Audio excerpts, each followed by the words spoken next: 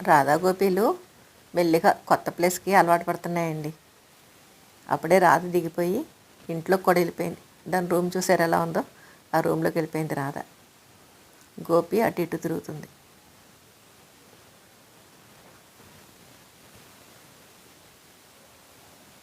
చూసుకుందండి లోపల ఎలా ఉందా ఏంటి అని, బయటకు వచ్చేస్తుంది.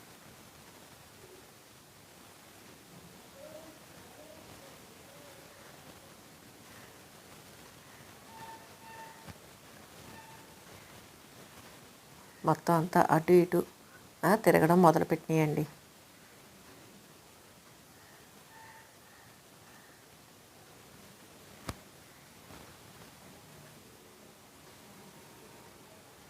నెట్ అడ్డుగా వేసినా కానీ లోపల చాలా ప్లేస్ ఉందండి వాటికి హాయిగా అటు ఇటు తిరగడానికి.